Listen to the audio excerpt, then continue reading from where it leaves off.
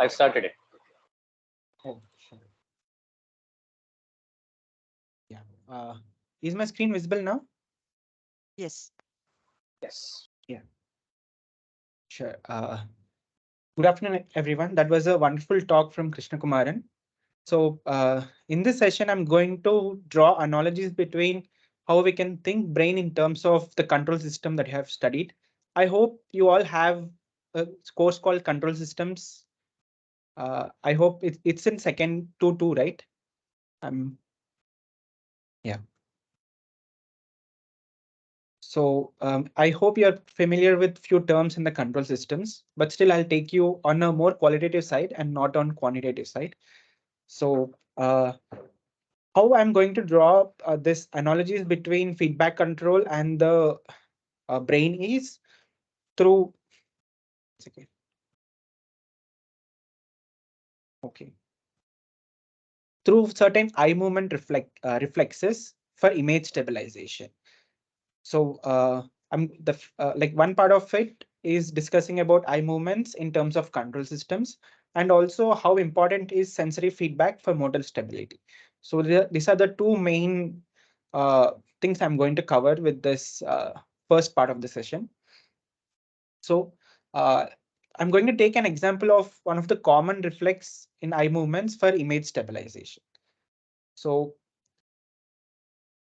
let's do a demo here. What is vestibular ocular reflex? This is a reflex that I'm going to talk in terms of how the brain compensates head movement in order to point your gaze. Gaze is nothing but you want to look at some point, you point your head or you move your eye to that point. So gaze is like both head and eye movement. So I want to point my gaze towards a certain location here, and I want to maintain the gaze and somehow I want to rotate at the same time. So I rotate my head and still my eyes are pointing to that point. So in order to appreciate this vestibular ocular reflex, there is a demo. All of you can open your selfie cameras on your phone and look at the camera and try to look at yourself and turn your head like this. And when you look upward or downward also, you can test that. So did everyone see that? Any reactions from the audience? How your eyes are getting stabilized, like your head motion is being compensated to fixate your gaze at yourself on the camera. So can I see some hands who tried this?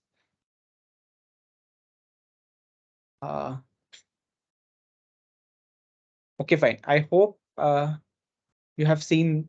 Yes, Krishnakumaran raised his hand. Anyone else? I can't see the hands here, but fine. So this is basically your brain compensating head movement for fixating your eyes at a particular point in the visual scene or in the environment. So now I'll ask you all a question. Maybe some of you might be familiar. Any photographic enthusiasts in the group can raise your hands. They might know. So I'm just asking a question. Can any one of you name a gadget for image stabilization, which is used for image stabilization? I can give you a hint. It is used in, drones and all for stabilizing the camera on the body, or it is used by, movie makers where irrespective of movement, they want to make a stable scene out of it. So can anyone name the gadget here that is used for image stabilization? Or basically compensating the movement of, surface or platform?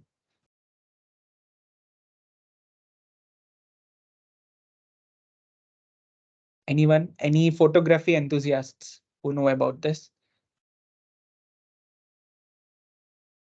Okay. It's gimbal stabilizer.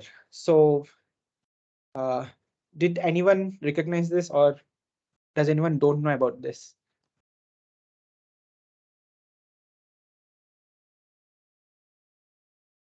Okay, fine. So here you can see the camera is held on a platform, and even however it rotates, or even if it is placed on a drone or a body of a car, even if it vibrates, it compensates for that movement to give the image stability. And so this gimbal stabilizer actually draws some principles from, like, there are very close similarities between vestibular ocular reflex and this gadget gimbal stabilizer. And gimbal stabilizer is a type of control system that compensates for the platform movement. So it is like inertial platform stabilizers, which are having wide applications for many unmanned vehicle navigation and drone and flight. So and also you need to stabilize the visual space so that your target is always in the proper right position that your device can estimate. So it is important for that also to stabilize the image and target properly and to do the further action. So how do we build an image stabilization system? Let's talk about this. So you can see here the gimbal stabilizer. Can anyone tell me, like, what equipment do you need to rotate the platform? Any answers from the audience? Like, do we need some hardware to rotate or stabilize it back? Krishna, any answers in the chat? I can't see, I think. Not yet. Just post the question again. Okay. You can just list it, folks. If you were to build a gimbal stabilizer, what all do you need? Yeah. From Amazon, other than a gimbal stabilizer itself? Yeah. You have a platform and basically you want to rotate. What do you use for rotating something? Rotating a fan, rotating a platform. Yeah. What actuator, what sensor? Yes, exactly. Yeah, this is. Any ideas? We can just go for wild guesses, people. ECE folks, right? Let's build some system. Yes. This is the fun part of it.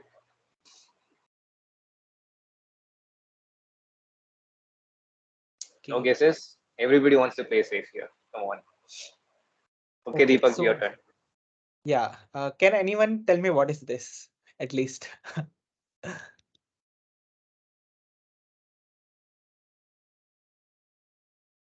Okay, this is a DC motor which can move a platform, rotate a platform. But for stabilizing, you need a proper signal to move the motor optimally and make the system always stay in horizontal position or whatever your desired angle of the platform you want. So for that, you need a proper actuating signal which can drive the motor properly to certain angles and stabilize the system. But how do you generate an actuating signal? For that, you need you need a signal out of the controller. So for that, you need a error signal between desired position and the current position. So you have a platform which has a current output value, which says what angle it is located once it destabilizes and what is the desired value. You want to keep it horizontal. So let's say you want to keep it 0 degrees with respect to the ground. That is a desired value, and you have the current angle of the system. And this system, we need to take the error out, like what is the difference between current output and desired output. And then this error need to be properly converted to electrical actuating signals, which can control the, the motor. So you get the current output through a sensor here. So the sensor is an inertial measurement unit. Can anyone name few inertial measurement units if you're aware of them? Like, does anyone know what are inertial measurement units?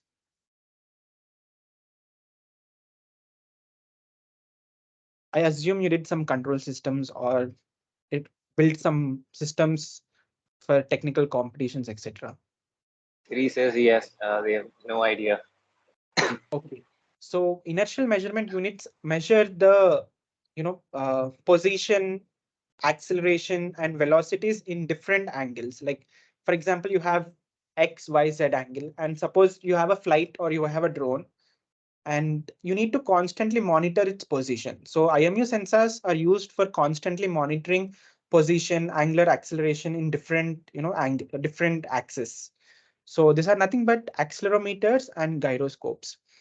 And the signal from this gives the error signal and then goes into the controller to give a proper actuating signal. So it's like you generate a, based on the error, you generate a pulse width modulated signal or a proper signal that can control the motor optimally.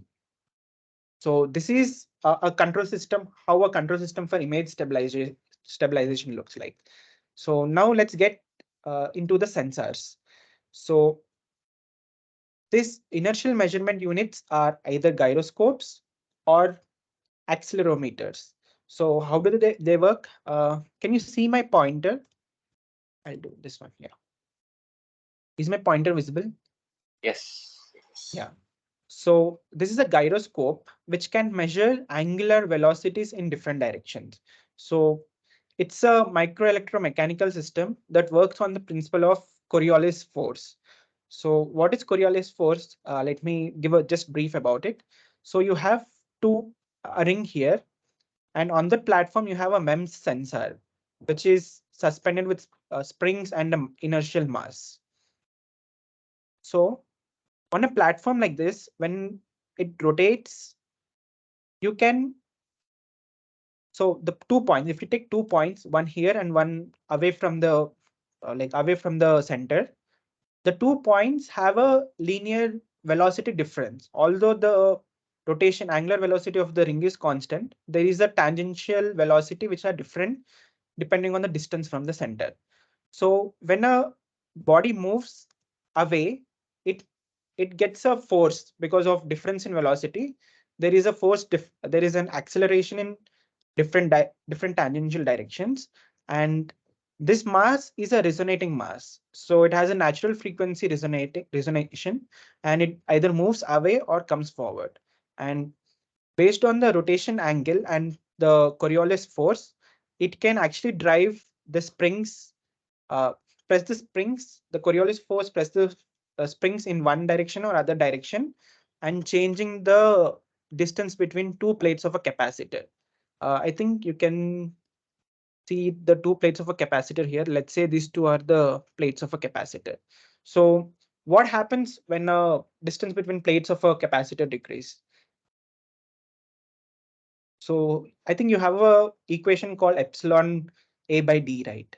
So whenever you decrease the distance, the voltage actually changes, and that voltage is sent as a signal. So this measures the angular velocity, and you have another IMU sensor called accelerometer. So in the case of accelerometer, you have an inertial mass, which is and a fixed plates. So this inertial mass moves in the opposite direction of acceleration. It's like you're traveling in a bus and it suddenly starts or breaks. So whenever it does that, whenever there is a sudden acceleration, you tend to fall back. So you are an inertial mass in the bus, and you tend to fall back. Similarly, this inertial mass kept in a device, whenever it accelerates, it just falls back.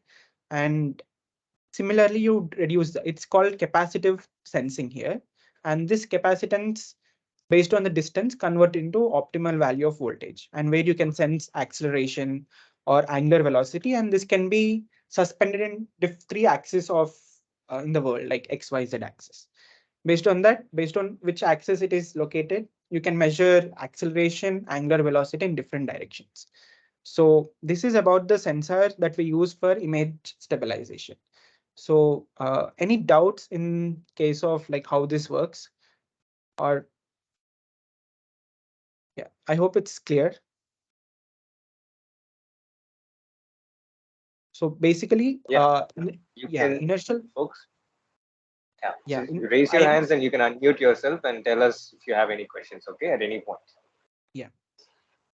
So these IMU sensors, gyroscopes or accelerometers, constantly monitor the orientation, acceleration, and angular velocity in different degrees of freedom.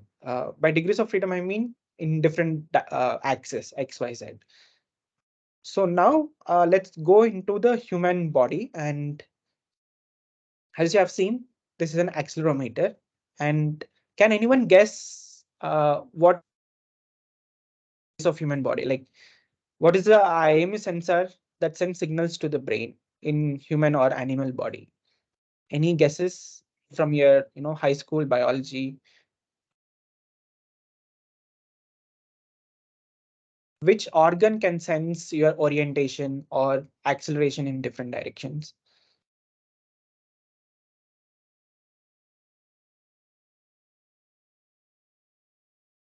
Any guesses? One hint is if it's one of those organs when you get hit on, or hits in the vicinity, you'll actually get disoriented. Yes. Any guesses? I'll give some.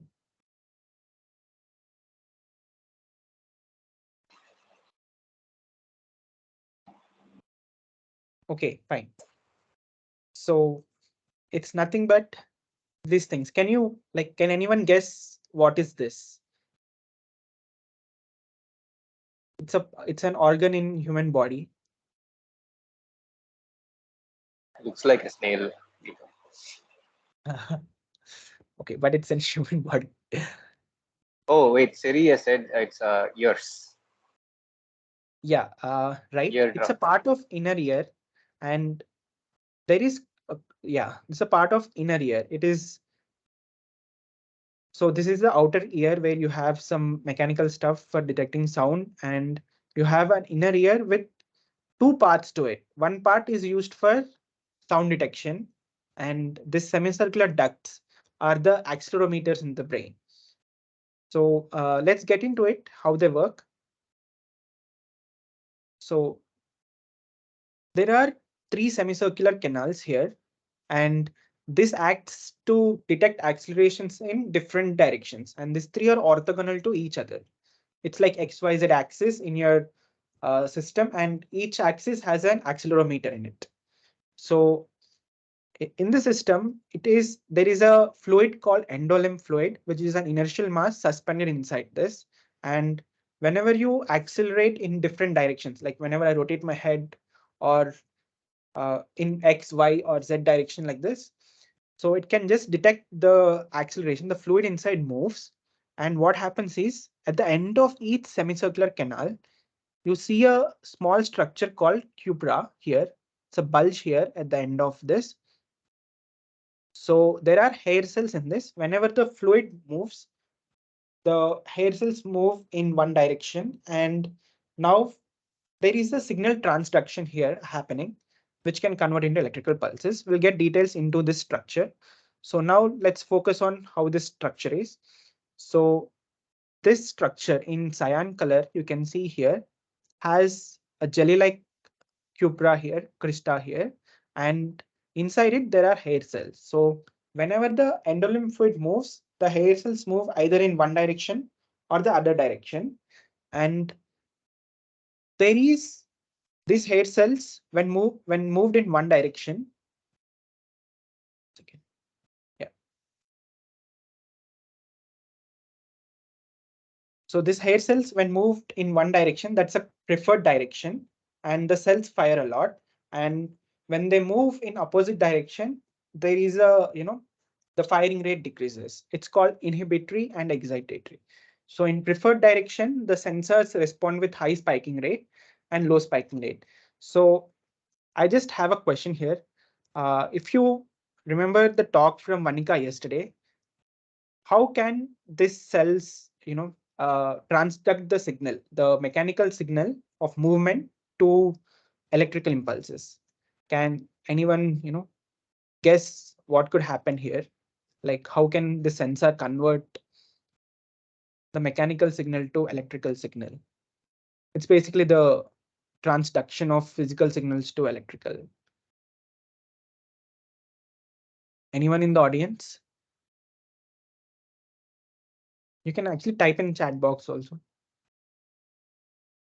Any guesses from Vanika's first talk yesterday? Okay. So hint is how does a neuron, change its voltage?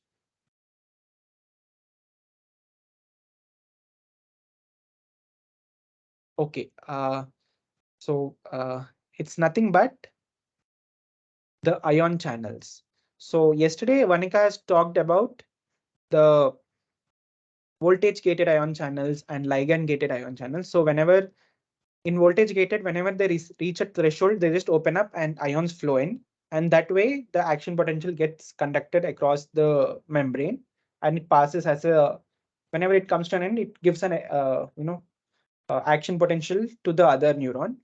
And similarly, there are mechanically gated channels. So whenever there is a pressure here, like you can see, they open up. So these are called either tension gated or mechanically gated channels. So these hair cells, whenever they move in one direction, the probability of channels, sensory channels opening increases and the ions flow in. And that way there is an excitatory response. But when they move the other way, the probability of channels opening reduces and therefore there is an inhibitory response. And this also creates some other channels to open on the surface of uh, this structure, and this also causes an inhibitory response. So this way the hair cells work. So I can just show uh, how they look actually. So this is a single hair cell structure, and it has different sensory channels. I think you can see here there are ion channels here which are mechanically gated, and whenever a small cell falls on the longer hair cells here, they just there is a protein structure here called tips, and whenever they fall on the preferred side, they just open up, and when they do the opposite, the inhibitory channels here open up, and also the probability of these channels being open reduces. That way we get two different kinds of responses, excitatory and inhibitory. So is it clear how the mechanical transduction happens with these hair cells in the semicircular canals?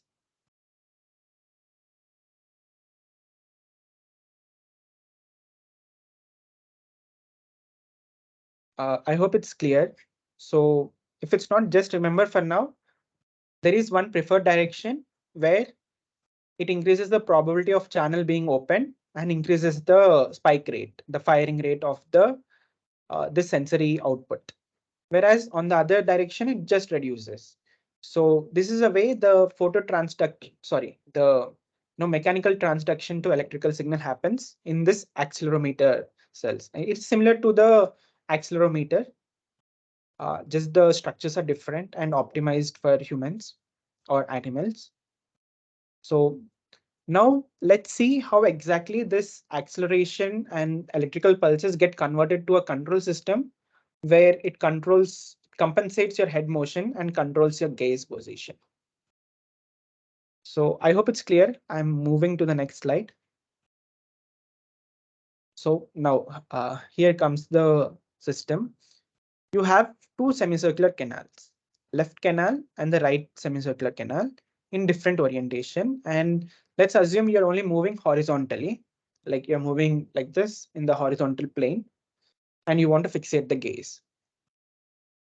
So for this, you need an error signal. For any control system, what you need is a desired signal and an output of a current position or current estimate of the signal of interest. So where do this signal come from? Like in the brain, we can't give a desired signal. So desired signal is nothing but for neurons, there is always a spontaneous firing rate called baseline firing. So whenever the head is straight, the two neuron outputs, the sensor outputs are actually at the baseline firing rate, and therefore error signal is zero. But whenever you rotate your head, there is an acceleration in one direction. Suppose you say you're rotating your head in left direction, there is acceleration of the fluid in in the opposite direction here. Like whenever you rotate, it just moves with the inertial mass. And the hair cells in this are symmetrically arranged. So whatever are the, like here you see the long hairs, right? So in one canal, if they're preferred hair, the longer hair is in one direction, the shorter hair is in the opposite direction in the other ear. So what happens is whenever you rotate, there is excitatory input here and inhibitory signals coming up from the other canal. And this results in an error signal. Now, so basically this error signal is a result of firing rate difference between the left and right semicircular canals. So is this clear how the error signal is generated by the semicircular canals? Now, you need a controller to like this error signal, which drives the controller and gives a proper output to engage the eye muscles. So what happens is there is an excitatory signal coming from the, like for now, let's ignore the inhibitory. Let's say it is at base rate firing and it is excited. And the excitatory inputs drive two motor nuclei in your brainstem. This is a vestibular nuclei. A nuclei is nothing but a set of cells in your brain. So there is a proportionally inhibitory drive to this nucleus and to the other nucleus. So how do muscles work? Whenever you extend your muscle, there is a contraction at one side and relaxation at one side. So in order to move your muscles, you need one muscle to get contracted and one muscle to get extended. So how do neurons control that?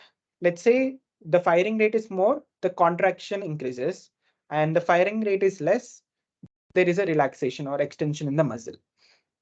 And that is the reason why you need two different connections going to two different muscles here. One should be excitatory, one should be inhibitory to rotate it. So what happens is this, the excitatory signal is proportionally transferred to the the nucleus which control muscles. And let's say these two are different muscles. These two have different nuclei. So this excitatory signal goes to this muscle towards your nasal side, and other one goes towards your temporal side. Temporal side is nothing but towards your ear, outer side. So this muscle get inhibited because they have less firing rate, and this firing rate is transferred to this, and this gets less excited compared to this, and there is a pull onto the right side. Whenever your head rotates to the left, there is a pull on your eyes muscles to the right side. So this way, the same connection goes to other, and this way the control happens. Um, but there is a problem with this. This is only one part of it, the control, like proportionally activates the eye muscles and head system moves. So can anyone identify what's wrong with the system? Like so far it is good. It is able to excite the muscles and rotate. But hint is what happens to the fluid once you rotate and come back to rest. Any answers? What happens to the fluid inside semicircular canals once you rotate and come back to rest?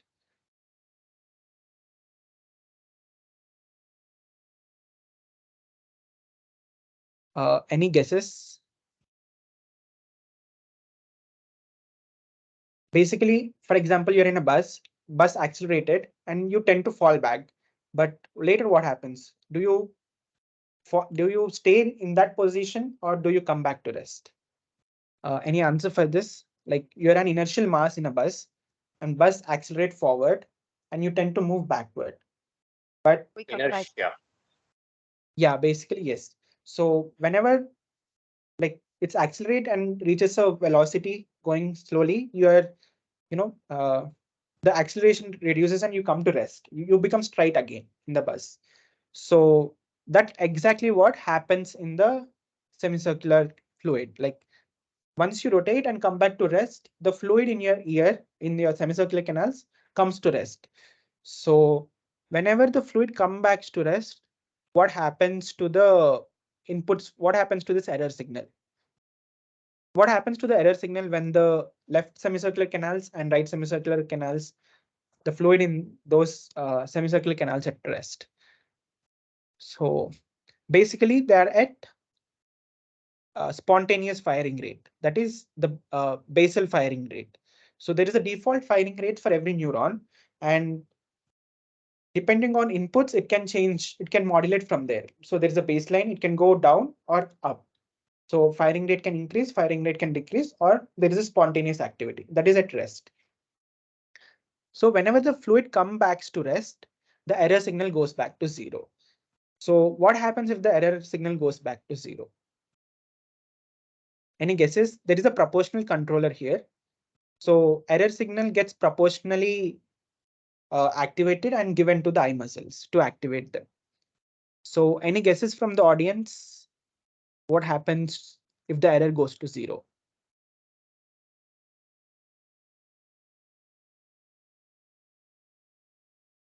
I hope you all have control systems, but even then you can easily answer like 0 times any gain.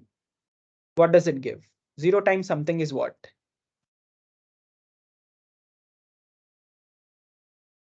Zero times KP is equal to any guesses in the It chat? reaches 0. Yes, exactly. So once it reaches 0, the eye muscles are no more engaged and they come back straight.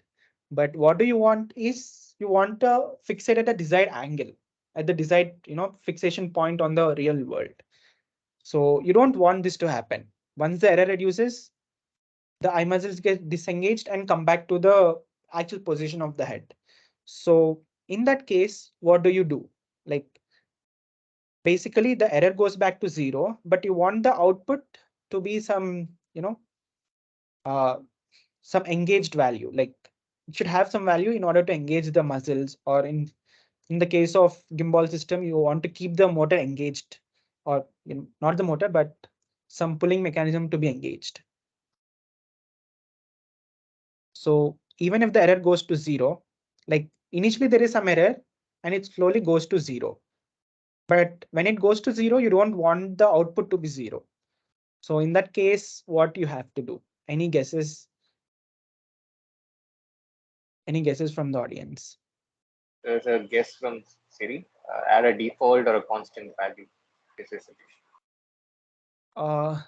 Default or constant value is a good thing, but where do you get from like that from? Like you still have to like there is also a gain component that you have to rotate your eyes by some amount. So if you give a constant gain, there is some out, the eye just moves out of the field still. You want the proper control there. You don't want to, play with the gain at the same time. So any guesses? Like hint is you have to collect the values, collect all the previous error values. So what do you use in a control system to collect previous values? Any guesses? Like how do you implement a memory system, analog memory system? Basically, you want to accumulate things over time.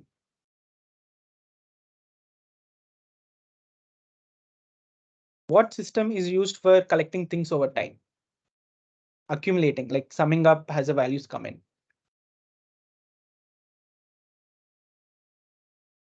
Any guesses from the audience? Guys, I think you're aware of this. How the okay. We can give them options to pick from. Yeah, sure. You do you do you integrate or differentiate? What happens? Can you choose between two, like integrate or differentiate? What happens? You want to collect the values, sum up as they come in. Is that integration or differentiation? Siri says integrate. Yes, exactly. So in order to, even if the error goes to 0 and you don't want the output to go to 0 and still you want to maintain the proportional control, you need to add an integrator to this system so that it collects the errors over time, and that error has a representation for your eye position. So this since the eye position is not 0 when the errors when the error get collected, it's not 0. So you still have some output with the similar proportional gain to keep your muscles engaged. So that is where the integral control comes up. So you have something called a neural integrator in your brainstem. So there are many neural integrators. So there is an entire field of computational neuroscience where a part of research goes into modeling this neural integrators. So how do neurons integrate an input signal? Even in Vanika's talk, you have seen spatial summation versus temporal summation. So neurons receiving inputs in time gets accumulated at the end of axon hillock, or you can have multiple signals coming from different locations on the neuron and gets collected at that. So that is at the neuron level, but this is at the population level, you have an integrators. So this neural integrator, along with the initial proportional controller, uh, acts collaboratively to drive the eye muscles and fix the eye position, compensating for the head movement. So this is exactly the system that you have in place to control your gaze. Basically to compensate head motions and give image stability on your retina. So as Shubhankar talked, retina is a basically a sensor on your eye, end of your eye, which actually does the photo transduction of light and gives the electrical signals. And there is a small part on it which is high resolution, and you want to maintain the fixation to get the high resolution of the point you're looking at, and at the same time your head motion should not cause the instability in an image that you want to see. So let's get into a little bit of how neural integrators are implemented, or at least how they are modeled. So maybe I'll not go deep into it. So this circuit is called mutual inhibitory recurrent circuit.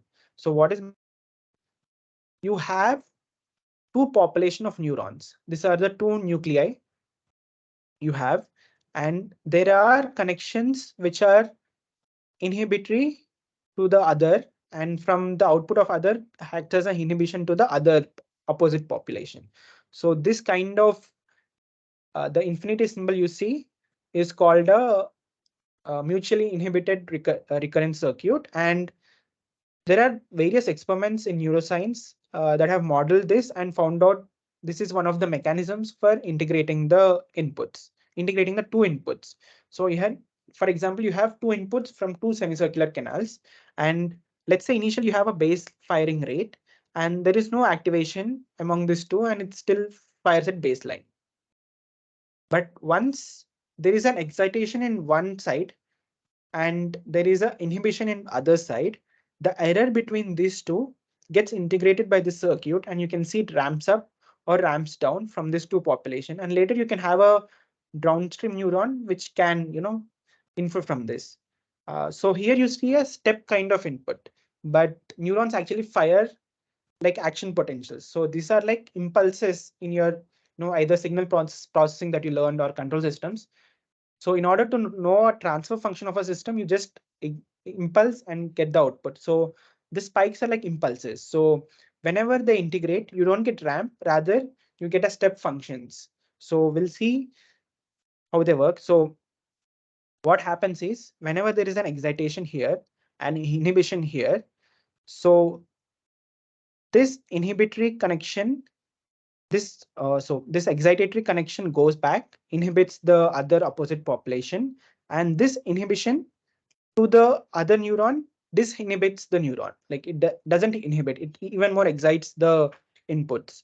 So that way there is a ramp up activity from the input differences. So this is one of the model how neural integrators are implemented in the brain. And here we see a one neuron model, but you can have this at multiple neurons. So you have various neurons here, and you have integrator neurons here, which are actually having mutually recurrent inhibitory connections. So it's the same circuit, but extended to multiple neurons. And this neuron, so whatever, so for example, you have velocity signal, which is getting integrated and calculates the head position. So you can think in that way also. So basically there is an error signal between the two inputs, and it gets integrated to find the head position. So what do you see here is a baseline firing. Whenever there is an excitatory burst here from you see the tonic firing increases. So the rate is less.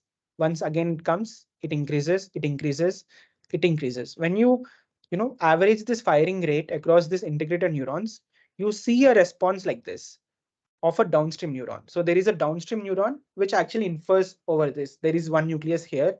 These are integrator neurons, nuclei of integrator, and then the downstream neuron which infers the head position. These are also called head direction cells.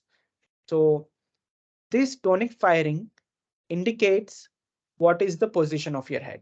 So let's say this is completely left, right, something like that. So uh, or you can think you're at rest and you're rotating left, again right. So this indicates the head position. So another way to think about this is representation of head direction by the neurons. So this downstream neuron should represent direction of head. So this firing rate has the increase, they get integrated and encodes the position of the head. You can see a graph of this average firing rates. This each point says the average firing rate of multiple neurons, and depending on the head position, the spike rate actually goes like this. So here you can see how firing rates can encode or represent your head direction. So once it encodes for the head direction, this it's like accumulation of velocity signals, acceleration. It's like double integration, acceleration to velocity, velocity to position. And since position is not at rest, there is still an error which drives the eye muscles in the control system that we have seen. So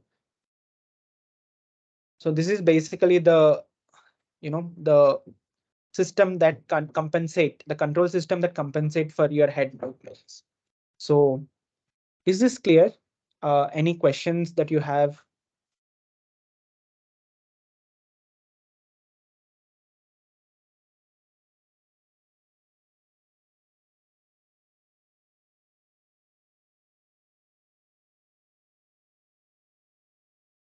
Did everyone understand this? Is it okay? I hope you have understood it. So I didn't go into details how exactly they work. This is just the, this mutual inhibition.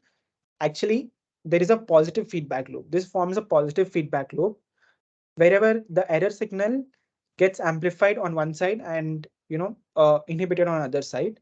And this can encode for the, head direction. So basically, you don't want the output to be zero when when the error goes to zero. So you can think of it two ways, either integrating error or integrating the acceleration signals, double integrating to get the position. And this is about how the rate code encodes for, this is called rate coding. There are different types of coding. You have temporal coding for representing different things and rate coding for representing different things. For example, here, the head direction. So now I have a question for you. You have you want to rotate your head by 5 degrees. You rotate your head by 5 degrees, but how much should the eye rotate? Any guesses about how much should the eye rotate? I hope audience are with me.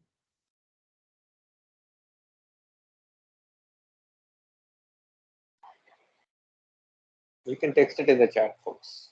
I'll be monitoring. Yeah. Any guesses about how much should the eye rotate from their orbits in order to fixate when you rotate your head by 5 degrees?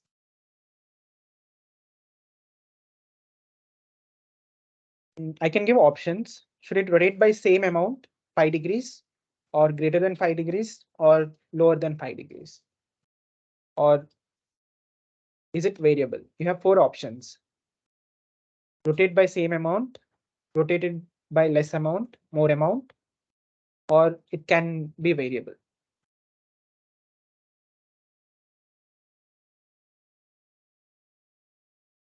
Okay, you can take guesses. Someone is typing. Okay, sure.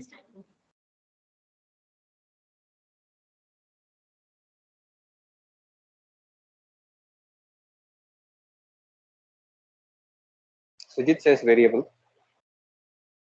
Good. Any Okay, how more many goes with A option that it is with the same amount? Raise your hands, please. how many say same amount? How many say variable? Oh, I mean, I one of the case.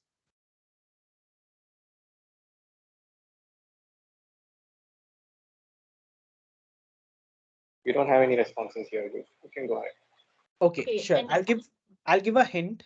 So, like Sujit, can you tell the reason why you said it's variable? Like you have some reason for that? I think you're right. Yeah, I feel it is proportionate to our head rotation. Like changes depends on the value. Oh, true to some extent, almost close. But why do you think it's variable? Like, why not? It should be like gain equal to -1. Like how much you rotate, your eyes also should rotate that much. Okay, I'll give a hint or I'll give a clue. You have some answer. Sorry. Okay. Imagine you're looking the object close by and an object at the infinite distance. So does that give any clue? Or there is a pole in front of you, you're close to it, and you have to rotate your head to see the top part of the pole. But when you're farther away from that you can just rotate your head by little amount. So basically, it depends on the distance where you are. So if you are at the medium distance, your eye rotation and head rotation should be like by equal amount, and the gain is -1. So if your eye rotates by 5 degree, your head rotates by 5 degree in opposite direction. Sorry, in the other way. Head rotates by 5 degree, eye rotates by 5 degree. But when the object is far away, the the rays falling on your retina are actually almost parallel. Therefore, you need less amount of rotation. So eyes must rotate by 3 degree or 2 degree, even if the head rotates by 5 degree.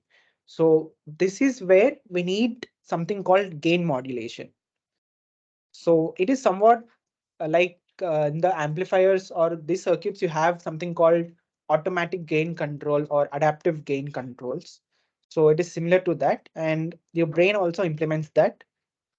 So just to show some, so default VOR when the object is at medium distance that you usually want to see. Let's say this is head movements and eye moves in proportional direction with opposite phase. Basically, the gain is -1 and gaze is held constant.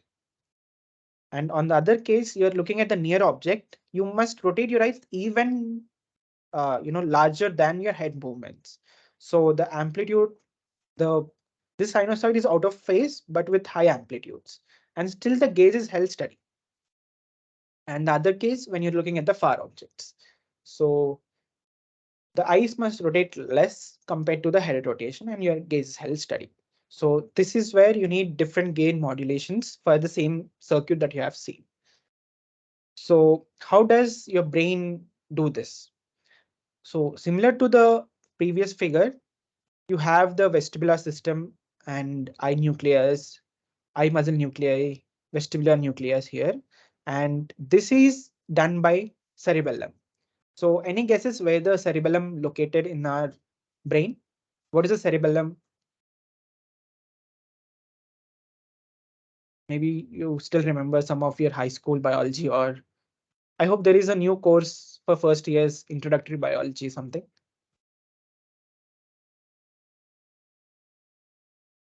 Just tell me the location. Where is the cerebellum located?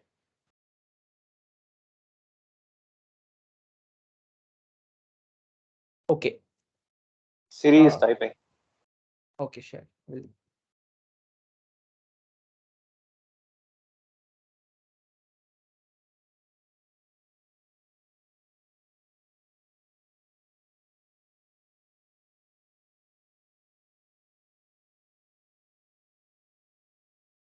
This is portion at the back. Yes, true. It is located like right below your, cerebral cortex, which is the first part, like the top surface part, and there's a brainstem just behind the brainstem or below your cortex. So this cerebellum is an awesome organ which is useful in error control of movements. So it has more inputs than the outputs coming out. So it basically has more inputs because it compares. There is a copy of the from your motor system. There is a primary motor cortex which makes a desired goal for motor movement. So there is a once the motor cortex sends through the spinal cord, it sends to the muscles. The same signal is copied and sent back to the cerebellum. This is also called efference copy. So the efference is the actual effect going to the muscles, and the copy of that is the efference copy, which goes to the cerebellum. And there is another signal called sensory reafference. So this will also come up in the next few slides. So what happens? The cerebellum compares the sensory reafference. So it is like you act in the world, like you move the hand, the sensory signals, proprioceptors on your joints and your visual inputs act as a sensory reference. So these two signals are compared and the error is corrected by the cerebellum. So similarly, you have a parallel fibers on the cerebellum which connect to the vestibular nuclei. So whenever this gets excited, this controls a neuron coming from the cerebellum. This is called Purkinje's cell, which is an inhibitory neuron. So certain neurons in your system are only inhibitory and certain are only excitatory. So whenever this excites the inhibitory neuron acts like a brake to apply the brake when to stop the eye movement. So better way to say is it actually adapts the weights in the synapses. As you have seen from Vanika's lecture, you have adapted this plasticity going on and you have adapted response between the synapses. So depending on how much weight, it can control the gain of the eye rotation. And there is also another fiber coming from, so you want adapted. So you see far, you see close. So how to differentiate between those two? So there are two pathways which come from eye, goes to motion sensitive neurons in the brain, and from there goes back to the cerebellum. This is a neuron input called climbing fiber, which actually collects the error signal to the cerebellum. So this detects the optical flow. Optic flow is nothing but the movement of your visual space with respect to your retina. So it's like slip velocity with the image that you want to see and the image velocity or the external world movement. So this slip velocity also gives an excitatory signal, and these three weights modulate the Purkinje cell, and which in fact applies brakes. You can think of a rough analogy of that to control for gain. So depending on how far you're looking, the weights of the synapse gets adapted with these synapses get adapted, and you have a gain modulation. So this is about gain modulation. Is it clear why do we need a variable gain for rotation? So far, any doubts of this control system? And Folks, raise your hand if you have any doubts. If you need a revision, quickly give one actually, because he's gonna. I suppose you have elaborations of this one, right? Coming up next. so, yeah, this are like, yeah, true. Like it helps in the next slides if you understood this. Yeah. If you need a revision, you can raise your hands. Yeah, or if you didn't understand any part so far about the analogy between controls and this, or even the gain modulation.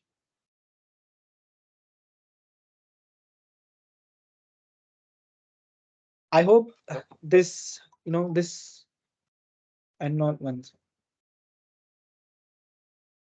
This analogy like made you excited to see the similarities between control systems and using control systems for the analysis of this. So in the interest of time, I assume everyone understood it. So although I didn't show the quantitative modeling, it's just a qualitative modeling. So now uh,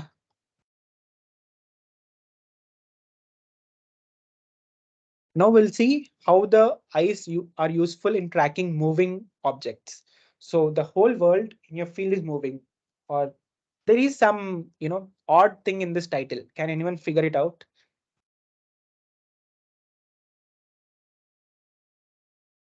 Can anyone figure what is the odd thing in this title?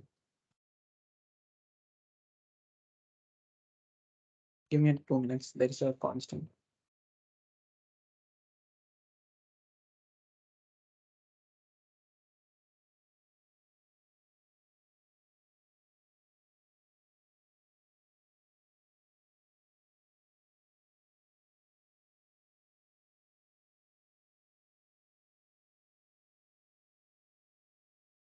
This is sort of like an impressionist painting sort of a thing. So it's like, what do you feel is salient in this title?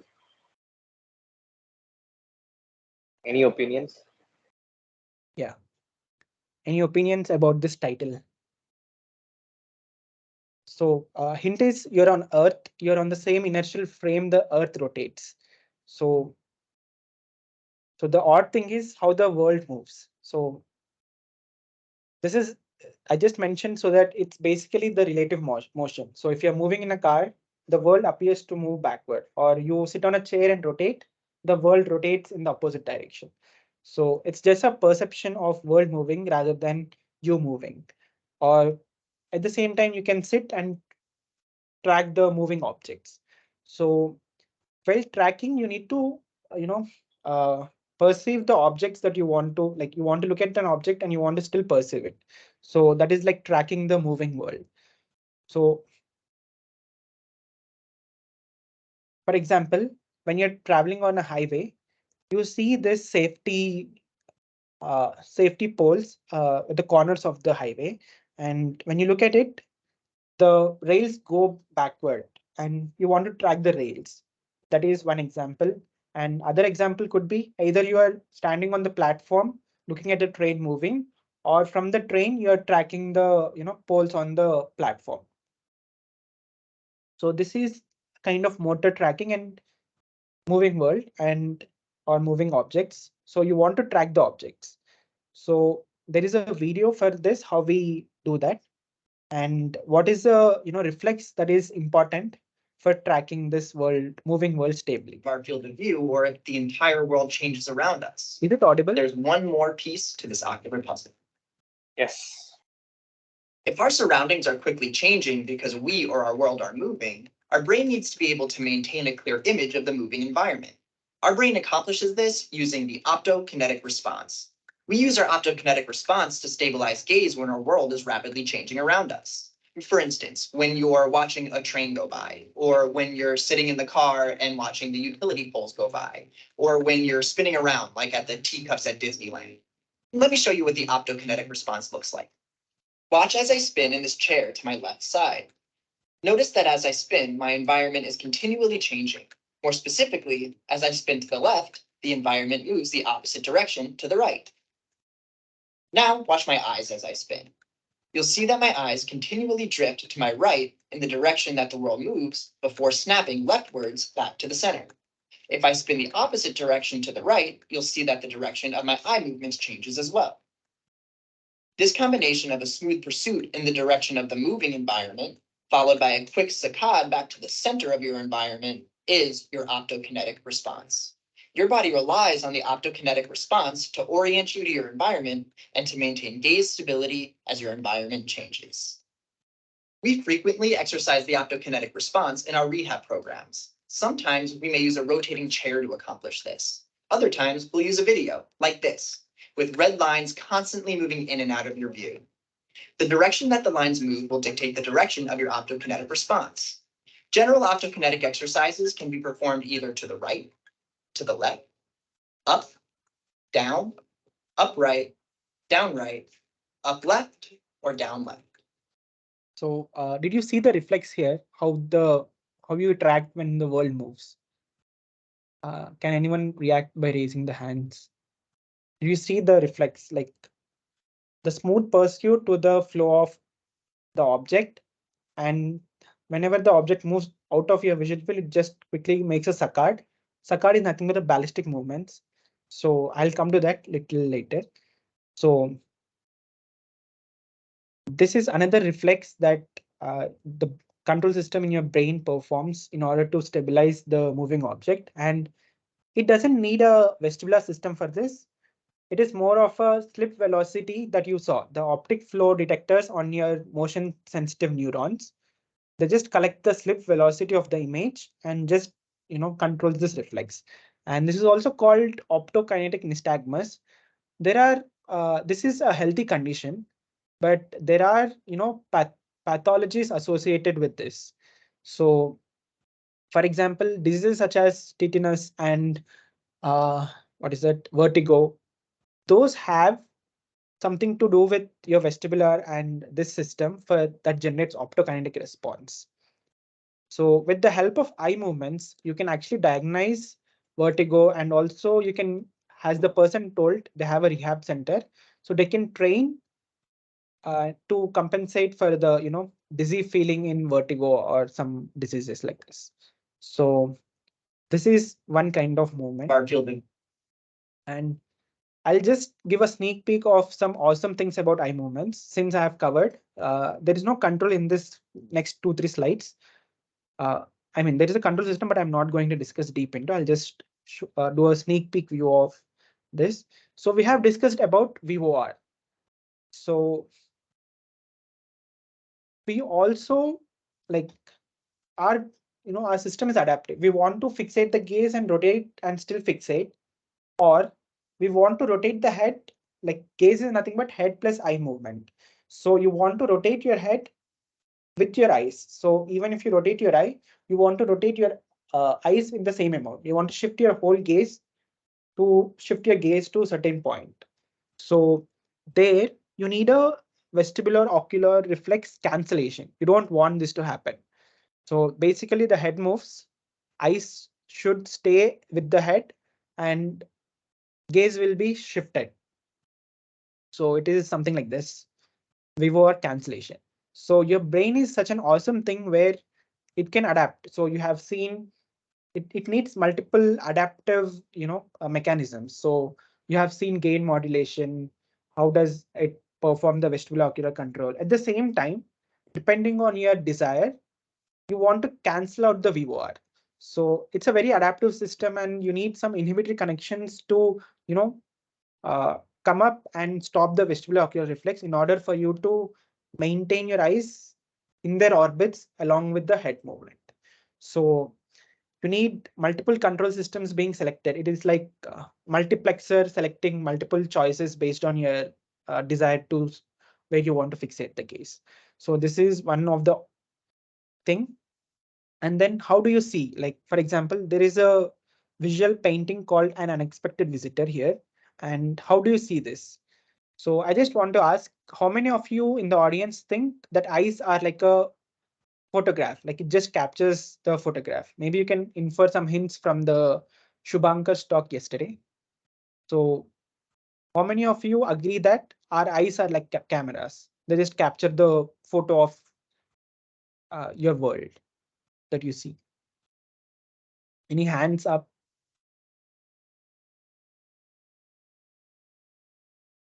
Just tell how many of you think that we just capture photographs of the world.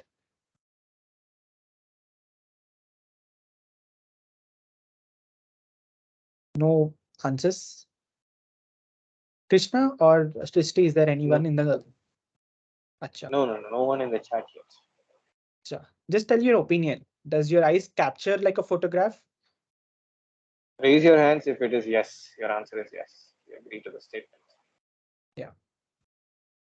One, yeah. Thanks. 2 people are saying yes. Acha. So to our surprise, it is not like a simple photograph capturing device. So basically, as you have seen yesterday's talk, the brain infers from the visual signals that come into. So it is not exactly what you see is what you perceive also.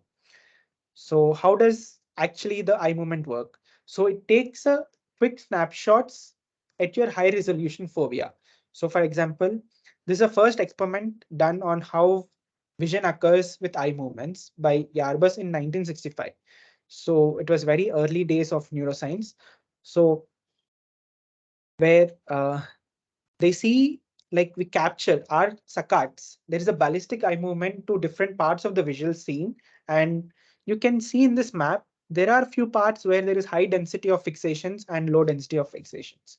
So this capturing occurs in multiple shots where these are saccadic eye movements which direct the high resolution fovea, which is the center of your retina, to different parts of the visual scene. But now you get two problems here. So as you fixate, your image that you're looking at, the snapshot, the small snapshot that you look at is at the center. You don't have any location information going through that. So, but still you're able to see very smooth. So this is another awesome thing where you have very rough ballistic saccadic eye movements, but still the world is very stable. So it's your brain helping you to perceive the world smoothly in order to, do the tasks or relevant goals properly. So this creates two problems. One is like moving your eyes creates a motion of the visual space, and there is a blur between the two fixation points. At the same time, you don't have the information of location coming from. So your brain actually infers from multiple parts. It's like a multiple sensory integration. So it predicts the eye movement where your eye is going to be next. So it is like a predictive machine where it predicts the next shifts, a thing called receptive field, where shift your receptive field and perceives the world. So there are many hypotheses of how this works, but yet it is not clear how exactly the smoothness of the perception happens. So this is still a unsolved problem in neuroscience.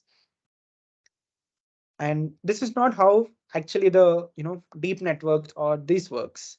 So your eye movements are very important for this kind of building the visual scene. So I'll show another awesome thing. So there are something called micros. Okay, before going there, I said saccadic eye movements are ballistic.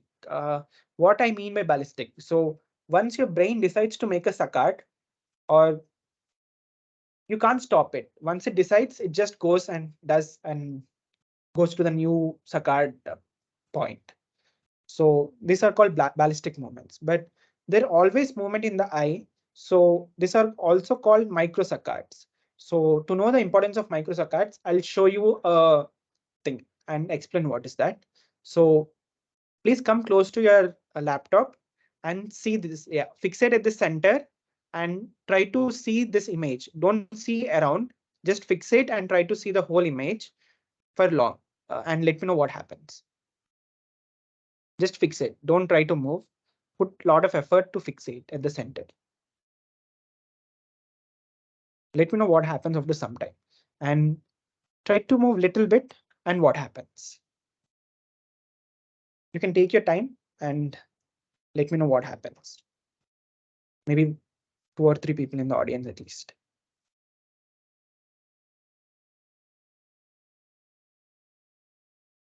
Try to fix it forcefully at the center and still see the image.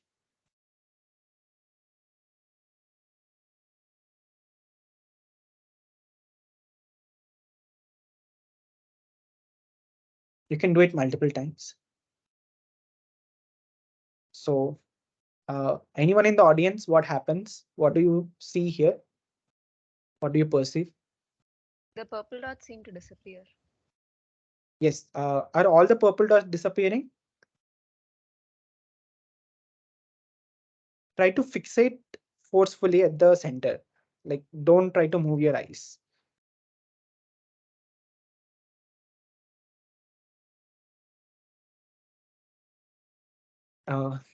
Someone says the purple dot seems green. Yeah, purple dot seems green. And what happens to all the purple dots? Like, do you still see the all purple dots? Or so basically there is an image fading happening. Like, you fixate forcefully without any eye movements. Your brain adapts to it and the image just disappears and you see only one green dot. It is just an artifact of fading.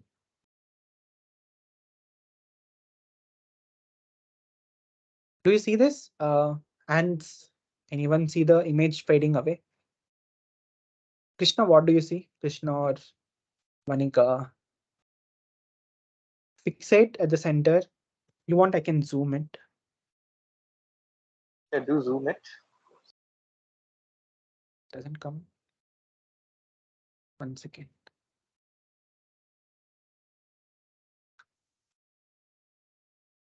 I think this is an optimal thing. I'm not able to zoom.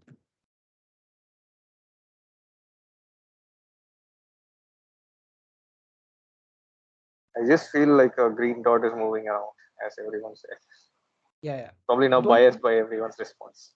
Yeah, true. So what I wanted to give is like you can do it this at home. You can just try type Troxler's fading. So what happens is if you stabilize your eyes completely, the image that you see fades away.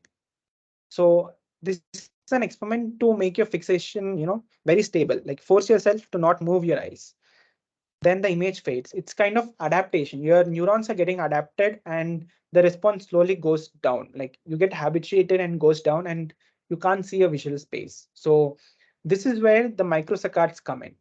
So you want to make a microsaccades to keep the visual space changing in order to see the world. Otherwise, the image just fades away. So this is how important are the eye movements for visual perception.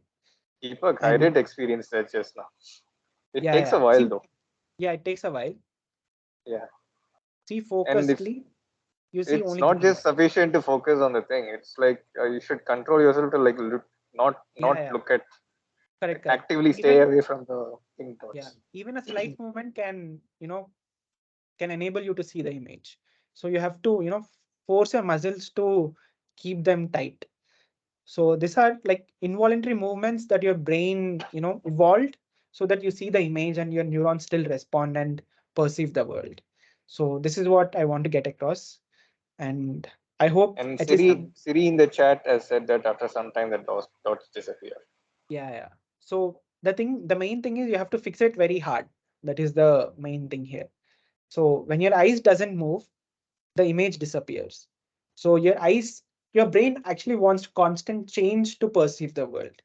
And there are many involuntary movements that's happening unconsciously, and we all take it for granted. We see like how smooth we see, but it's all interesting to see how complex the brain is and how powerful it is.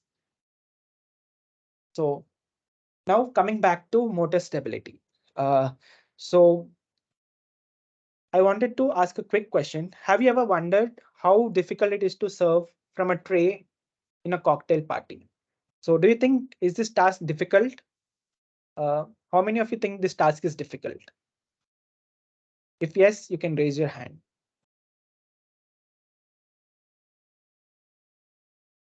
So everyone thinks it's easy. Is there any hands? Oh, none yet. Yeah, I'll wait for 2 more minutes. Say how difficult it is. And you should also highlight what the difficult part is. Yeah, I mean, basically like whoever thinks it's difficult. That is true. So if I go and pick up the, glass, how difficult it is for him to stabilize it? Like, what do you think happens when you just go and lift a glass from a tray that a waiter at cocktail party gets to you?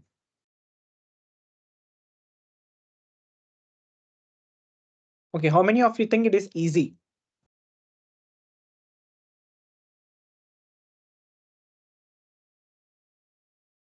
Easy to, hold the tray stably even if you take the glass. So in order to see the demo, I'll give a demo. You can do it at yourself at your home or in your college. So hold a heavy book in your hand.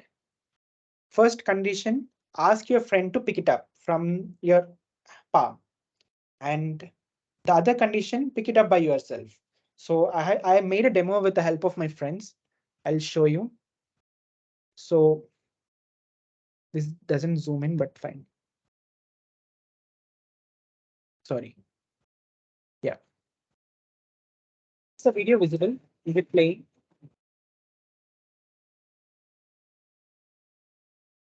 Yes, yes. Yeah, look at the 2%. Okay. One case, the person itself lifts the book from the hand. By the way, it's a microelectronic circuits book.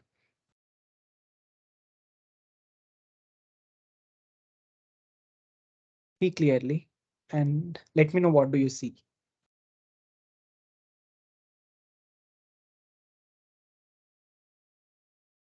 So guys, any responses of what do you see here? Any differences between the two scenarios? Yeah. Focus on the hand that's loaded. I'll play again.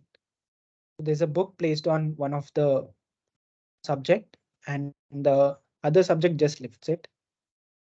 And he lifts by himself.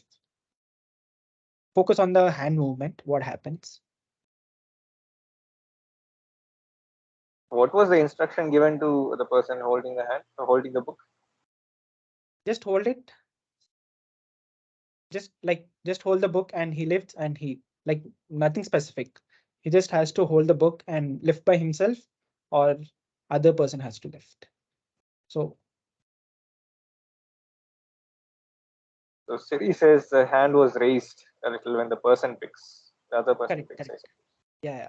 So I can't tell how, like, if you want to try, you can try at your home and try to put all your effort to stabilize it when the other person takes it. And in all the cases, it's very difficult to, just stabilize your hand when other person lifts the mass from your other hand. It's like waiter coming to you with a tray of glasses and you take a glass suddenly. So the waiter has to compensate for the, reduced mass on the system. So for that, he needs motor stability, but the stability is very high when he lifts by himself.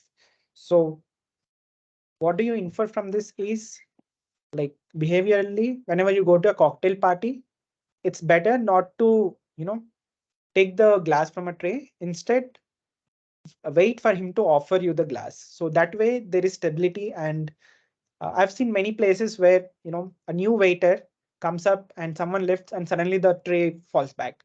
So, and he gets good scoldings, but that is not his problem. It is how the brains are constructed. And yeah.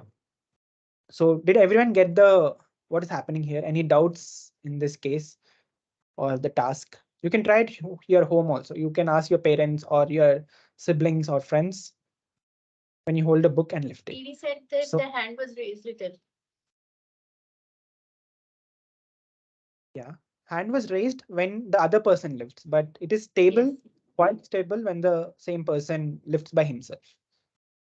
So what exactly happens here? So let's get into a little bit of motor control.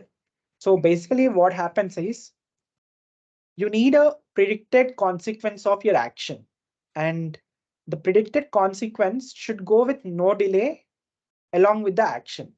So this helps you to stabilize. And I hope you have seen in control systems where a small delay and increasing delays, you call something called sensitivity analysis. So increasing the delays between two parallel paths in a feedback path, you see that the stability of a system decreases. It's the same thing happening here.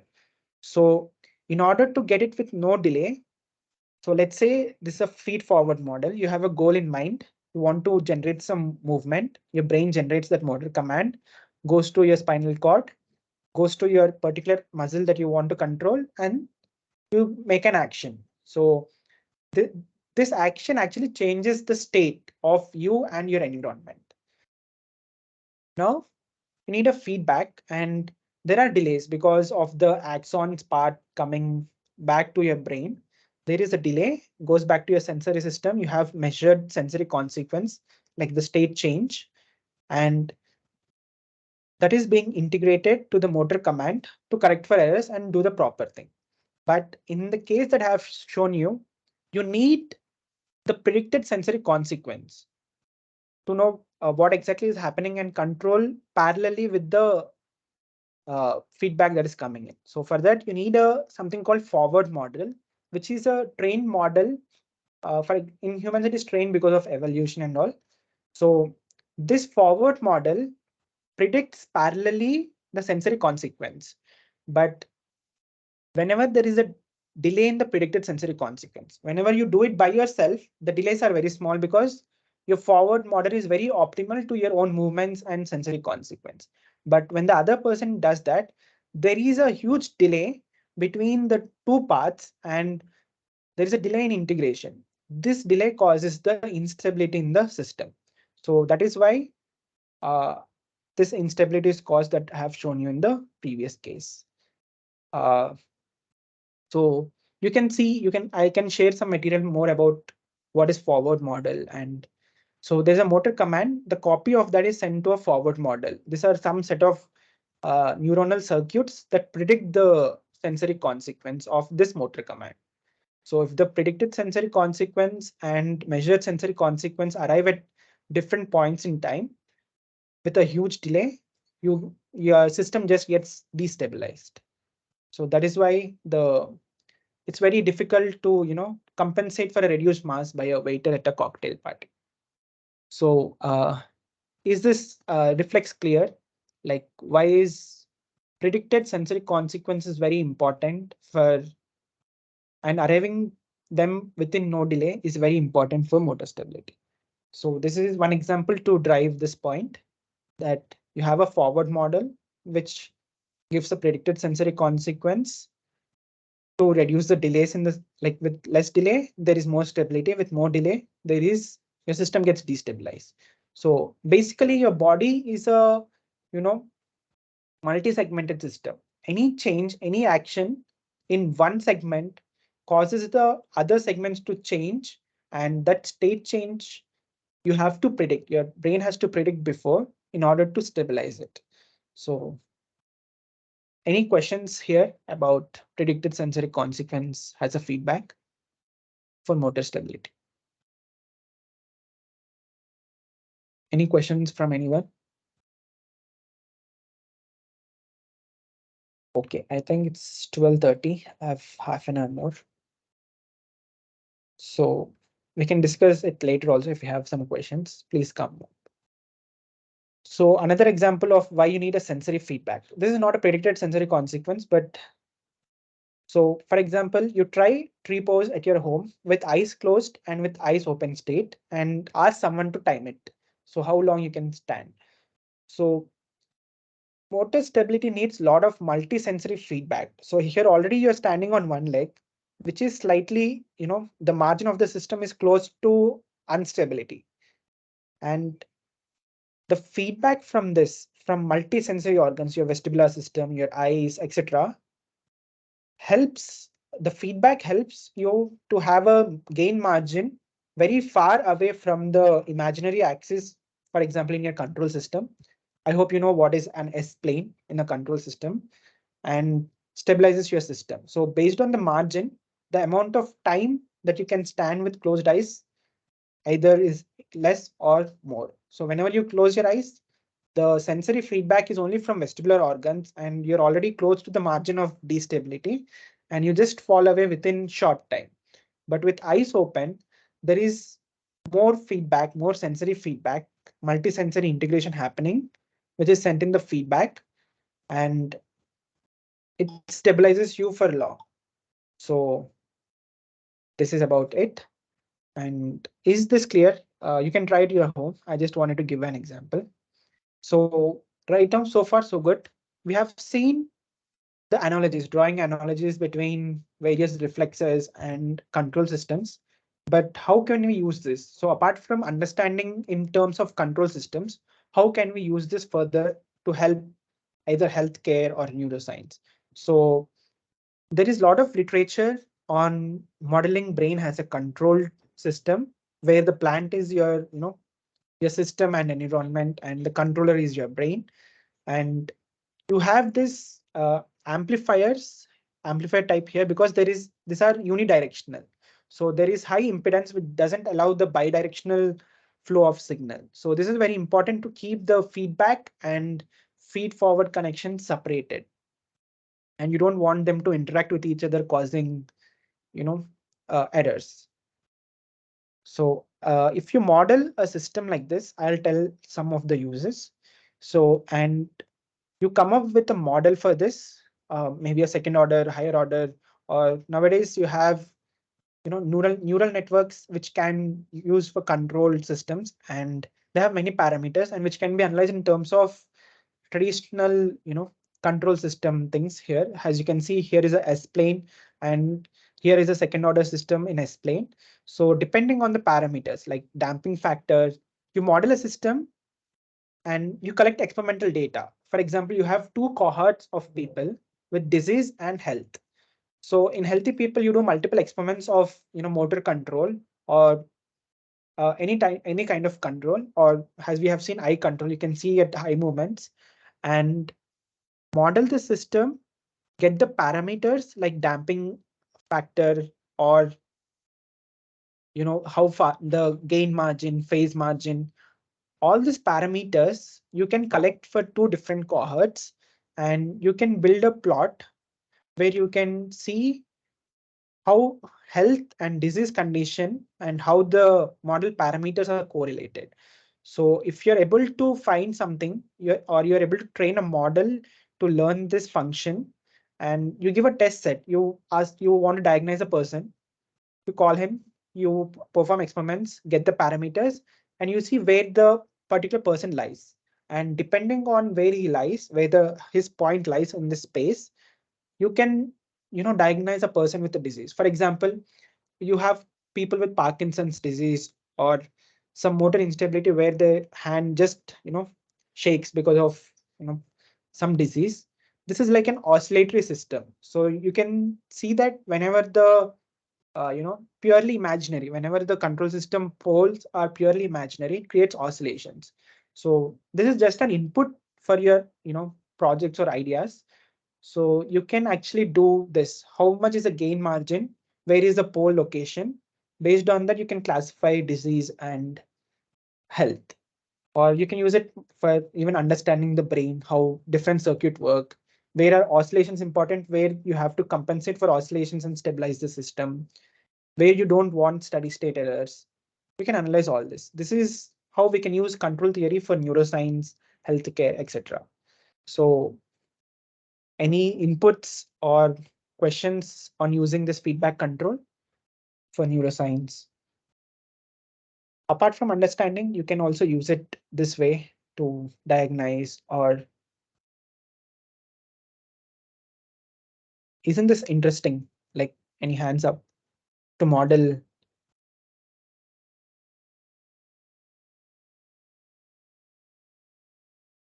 Okay, so I think we, in the interest of time, I'll cover a little more of different slides.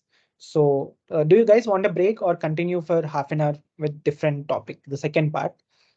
So I'll just end the first part here. If you have any doubts, we can clarify from the first part. Otherwise, I'll move to the second part and quickly go through the slides.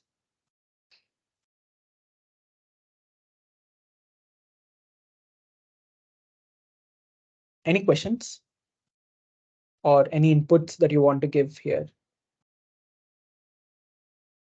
Okay, I'll just show a sneak peek. In the interest of time, I'll show a sneak peek of how we decode the brain. So first, neural data is very complex. So this is a complete shift in topic. So I'm going to the other part where how we analyze the neural data to connect brain and behavior. So first thing you can see here, the neural data are very complex to understand. So here you can see the signals, EEG signals from different electrodes, and you can't draw some parameters of anything from this. Like, it just looks like a chaotic set of signals or time series. But on the other hand, if you take ECG signals in the last two rows, they're easy to analyze. Like, you have proper, cyclic phase shifts, cyclic, same patterns over the time. And you can, based on the amplitude of the PQRS signal in the ECG, you can, so there's a PQRS component, and you can know what is wrong with the person. But in the case of EEG, apart from burst of activity in seizures, you can't know anything.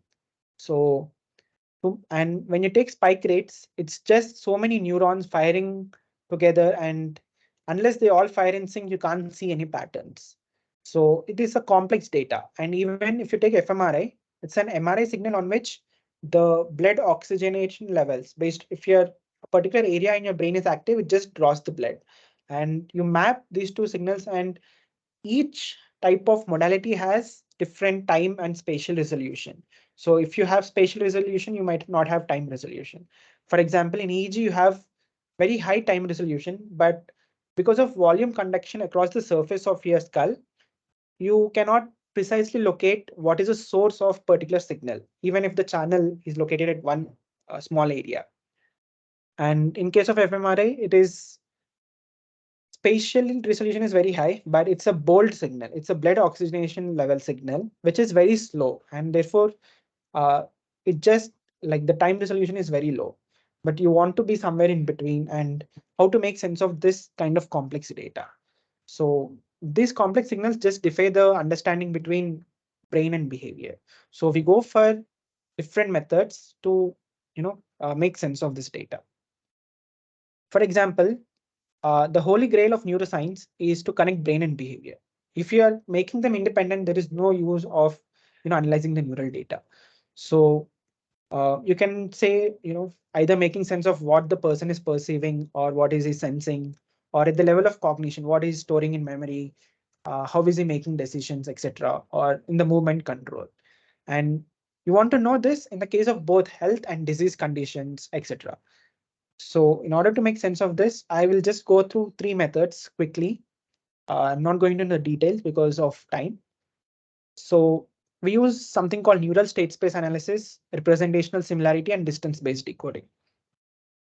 So first, neural state space. So you have neurons. Let's say you take a system of 3 neurons firing spikes, and you count in a window of time, you count how many spikes each neuron generates. For example, here, I'll just do a laser pointer. So here you see the neuron 1 in this yellow window fires 1 spike, neuron 2 fires 2 spikes, and neuron 3 0 spikes. So in this 3-dimensional, where each axis represents the firing rate of each neuron in a given time window, you can get a point. It is like 2,1 point.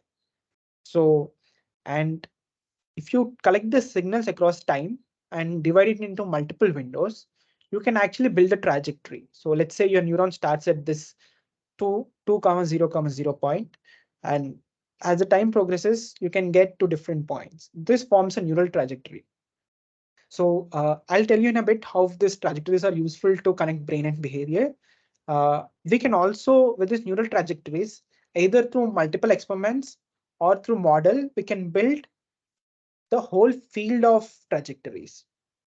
So this is called neural flow field, which tells where your system starts and how it flows and ends somewhere. So for example, there are 2 flow fields. So depending on where your initial neural system starts, it just goes to the states. So how useful are this? So you can model a system called like with this differential equation, but brain is non-linear, but you can approximate with some linearization techniques to a linear system based on the experimental data or training a model. So I'm not getting into how you train a model.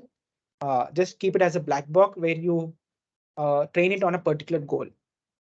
So in this neural state space, you can have multiple, flow fields. You can have attractors where wherever you start, irrespective of where you start, you end up at the state called attractor state.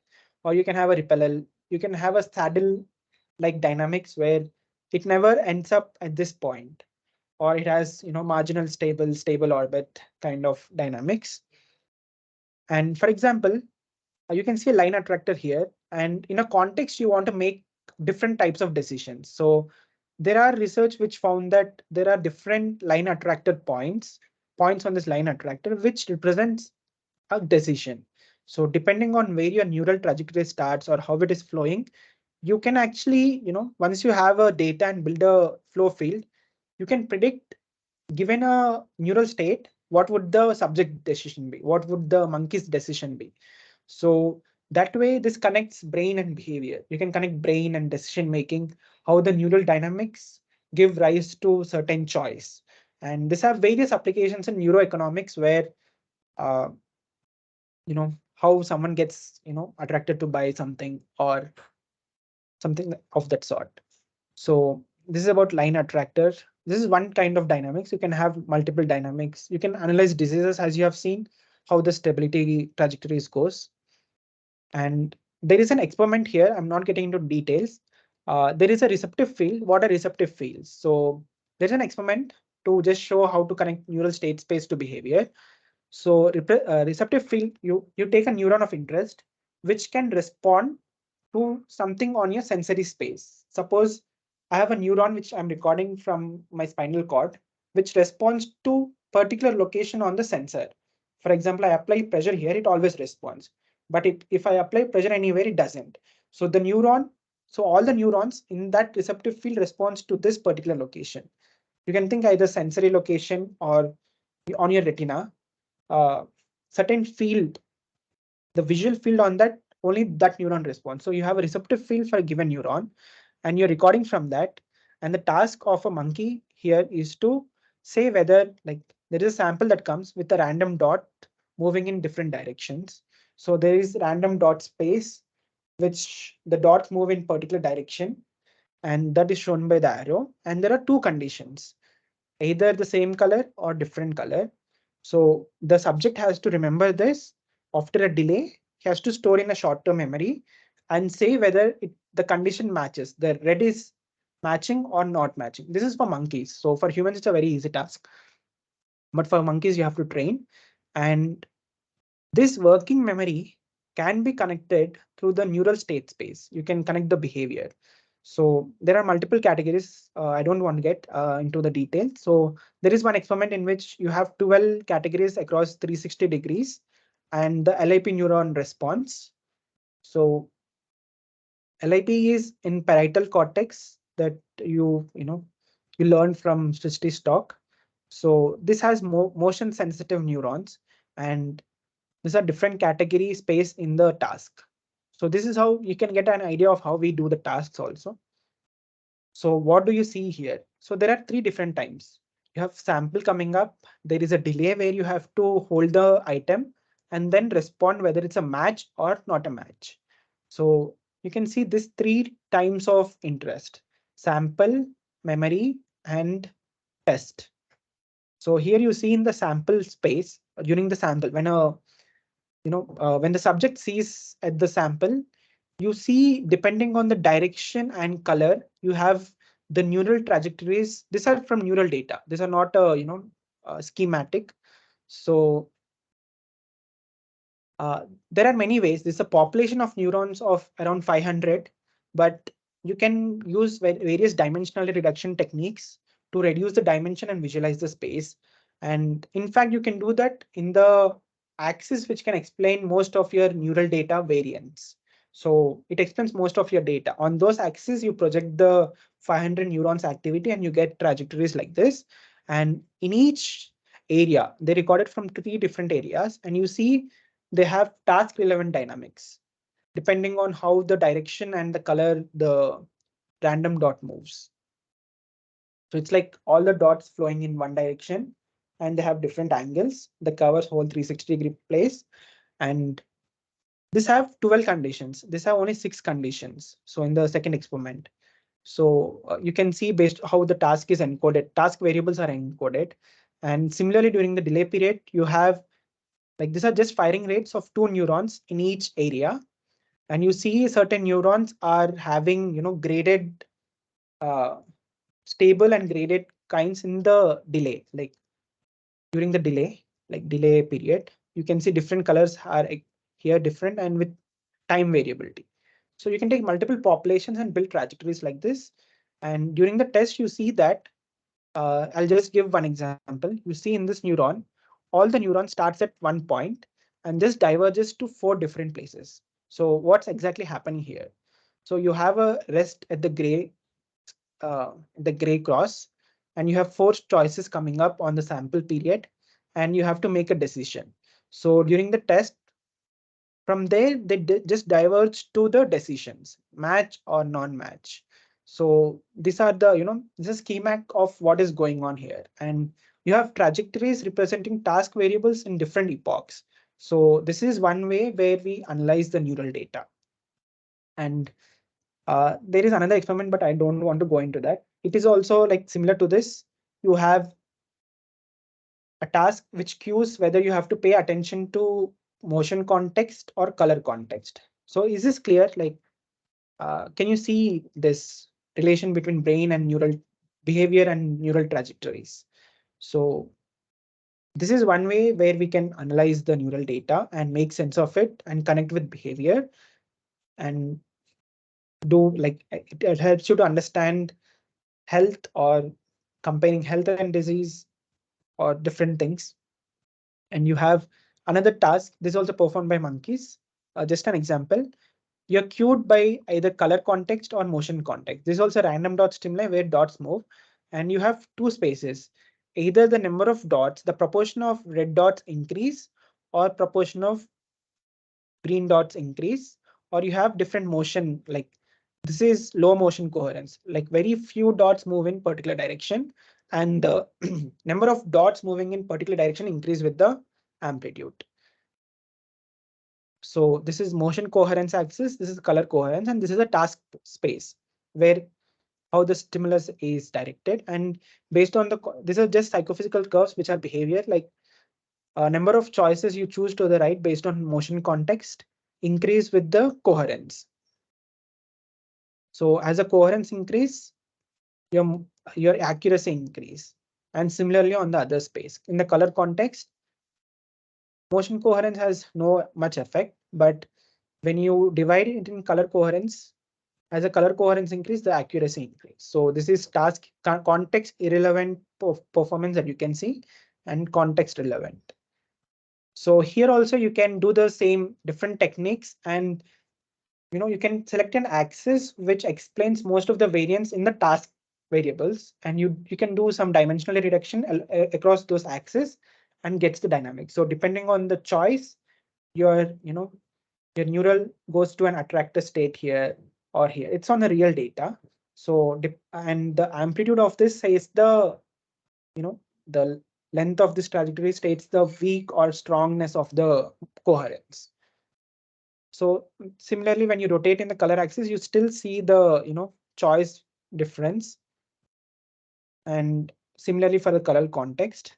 But when you do it when you mix it up, like when in the irrelevant context, you see the responses, you don't see any particular direction in this.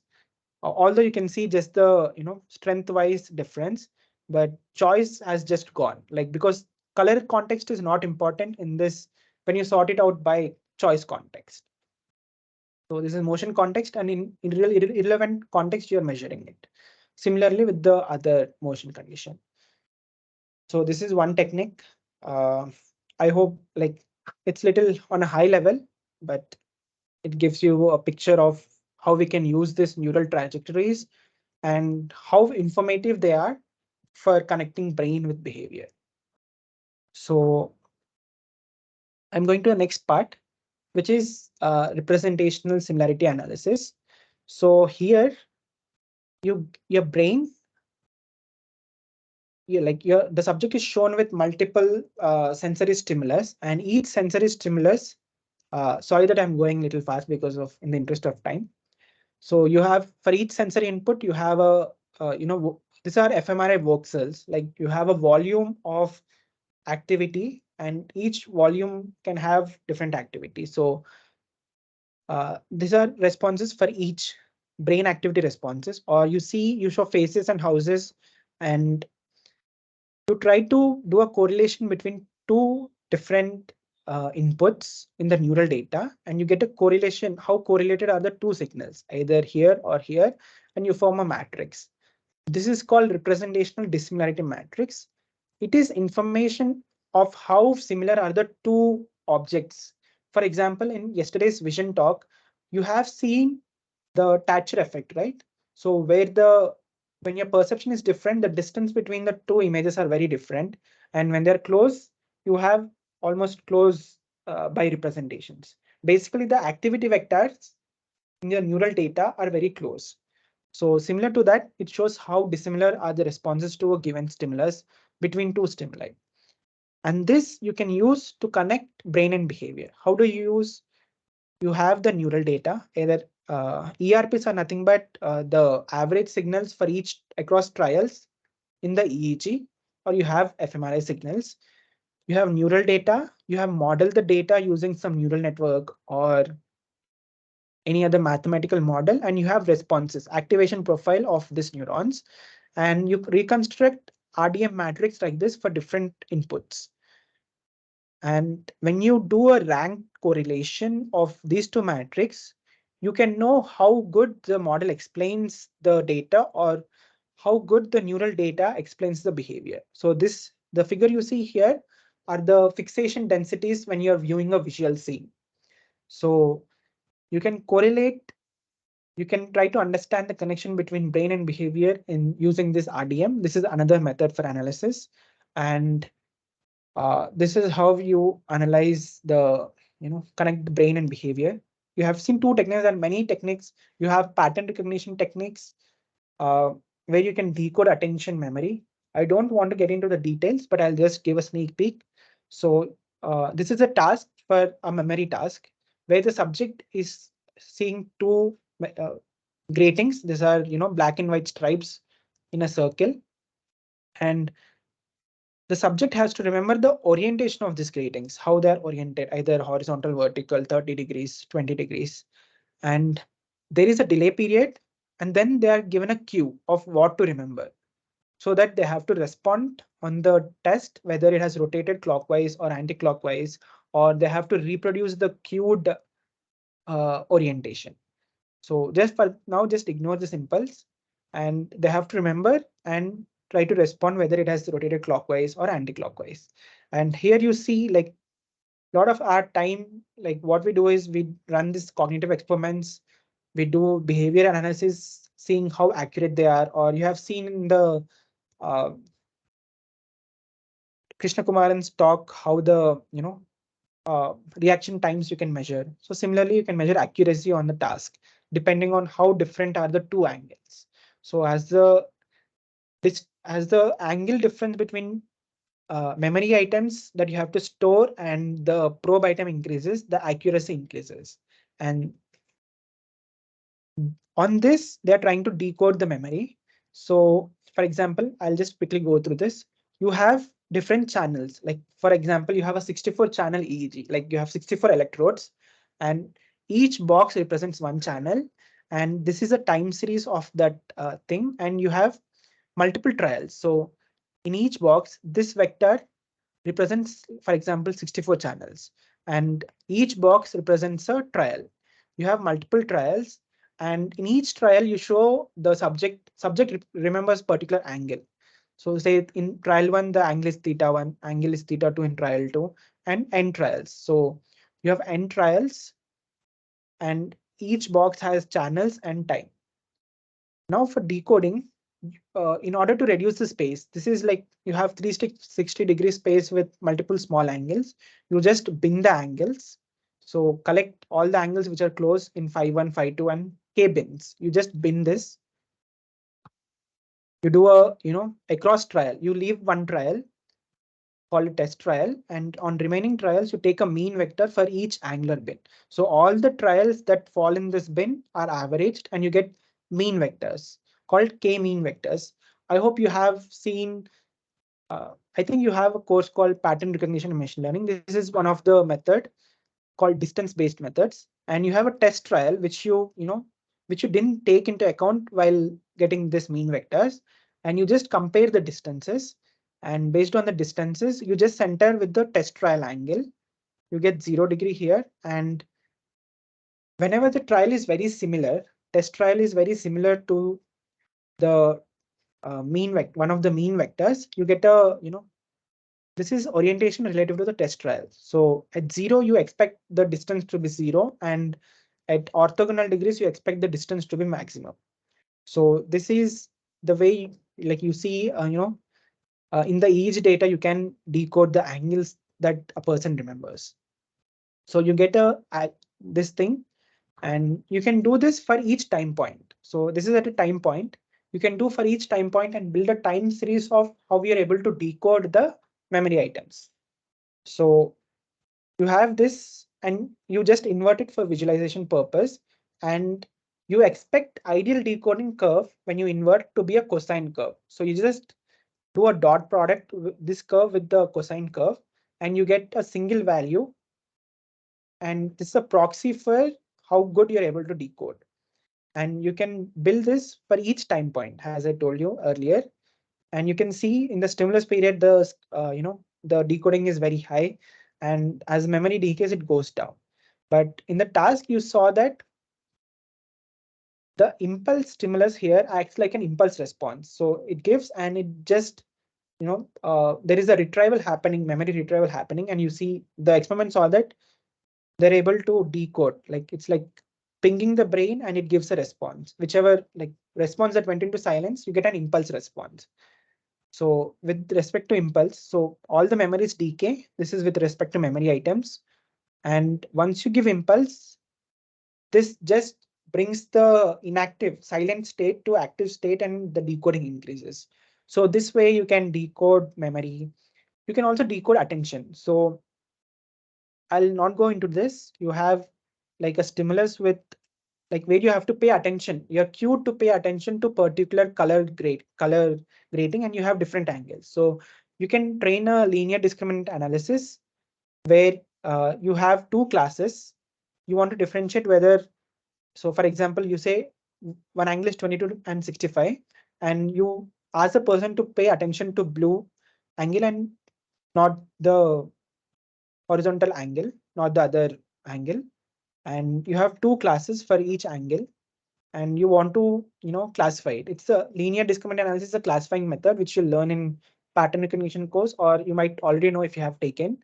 So it computes the between class distance and divides by the within class variance. So this is a cost function, and you want to maximize this and find an axis, project the data on the axis, and you can separate.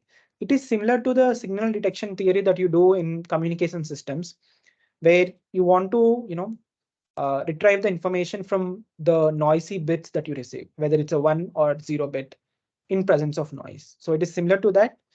And you select an axis that separates these two classes maximally and project the data onto it, and you get two clusters like this. And depending on how far is a cluster from the center of the two classes, you can tell what class it belongs to. This is one of the decoding method that we use. And in this experiment, they see that the queued items in the case of Krishnakumaran, you have seen queued and unqueued, right? Similarly, whenever you pay attention, the decodability is maximum. So you're able to see the difference between how you pay attention and how you, like when you don't pay attention, you're able to decode that. So it is about attention decoding. So you can come up with many things like this, where you can decode attention, you can decode what you're perceiving, you can decode what items you store in working memory. But in our experiments, the main thing is we need to have a controlled stimuli like this. So you can't have a natural stimuli because it doesn't have a very controlled parameters to decode, or you can control. So in this case, you can control the orientation and see activity specific responses and connect brain with behavior to understand the brain, or for further applications, either for brain computer interface, you want to decode and do a task or play a game, etc. So these are two things where we use for decoding. We can use deep networks also. That is another whole domain where people apply deep networks, construct new architectures to decode the brain. And this decoding helps us to understand difference between the task conditions and how your brain represents information, etc. And a bit about myself. So I'm the alumni of CBIT and have did my MTech in IISc, as you all know, from Thiruvananthapuram, and in signal processing. Then I joined Cognition, Computation, and Behavior Lab, and this is our lab. Uh, in front of the CNS building. And our lab does imaging stuff, non-invasive stimulation stuff, electrophysiology, and using all this data, we try to model different things and understand how the brain works. So this is our lab, and a sneak peek into our research projects. You can check our website. I'll share with you, where we study attention, how functional networks communicate with each other to perform a task, uh, and we have some projects very pure computational where you optimize the softwares to discover the connectome. Connectome is nothing but the network connections across your brain, and we do connectivity correlates to behavior. Here we just say attention, but we do working memory, decision making, attention, how rewards affect your decisions, etc. We do neurostimulation with both transcranial magnetic and transcranial alternating current. And there are also called magnetic resonance spectroscopy, depending on your levels of neurotransmitters. So GABA is an inhibitor neurotransmitters, how attention suppresses and helps you to focus from the noise, etc. And we do electrophysiology. And my main works involves electrophysiology, decoding memory items, and see how eye movements interact with. Uh, we also do very interesting tasks called neurofeedback, where we collect EEG data, do some decoding algorithm to decode attention, and with attention, like the more attention you pay, you will be able to control a task on the or a game, or you have a game where a car just goes by and you want to stop it. We just decode the more based on attention. So the more attention you pay, the car stops. So we try to collect each data. This is like a brain machine interface. And you can also use neurofeedback for training, attention, to help people with ADHD to focus more by training them in neurofeedback by decoding attention, etc. We model change blindness that you have seen in multiple, uh, demos that Krishnakumaran has showed you. We try to build models where we can imitate the change blindness and what causes it. And we also try to study how aging occurs using fMRI data. And these are a couple of projects that we do. And this is sneak peek into our research. And this is about the feedback controls and the dynamics. So any questions? Sorry that I have gone quickly with this decoding the brain. Any comments you can feel free to give.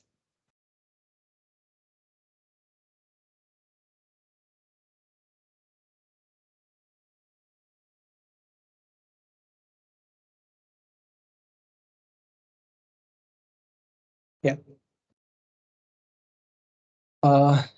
Any comments from the audience? Great talk, Deepak. Really, I appreciate you, man. Thank you, ma'am. Right from the beginning, you have Although gone the through information all is a little the complex. technical. Correct? What did you say? Yeah. Come again? There is a lot of information. So That's true. yeah. But in this 1 hour, they might not have taken very much. But if they Yeah, work on that, they will contact you people, so that you can help in a right way. sure. Yeah. I hope everyone found it interesting on how to come up with analogies and how we can use feedback controls, etc. So Yes, I hope yes. this talk is helpful and might give you some ideas for your projects. And there are a lot of open source data. So since engineering students doesn't have laboratories as that of science students, so you can basically get the data and come up with a project of decoding or modeling in control systems, classifying different conditions, etc. Like this might give you inputs for your future projects. Yeah. If you have any doubts, you can ask. Otherwise, we can discuss.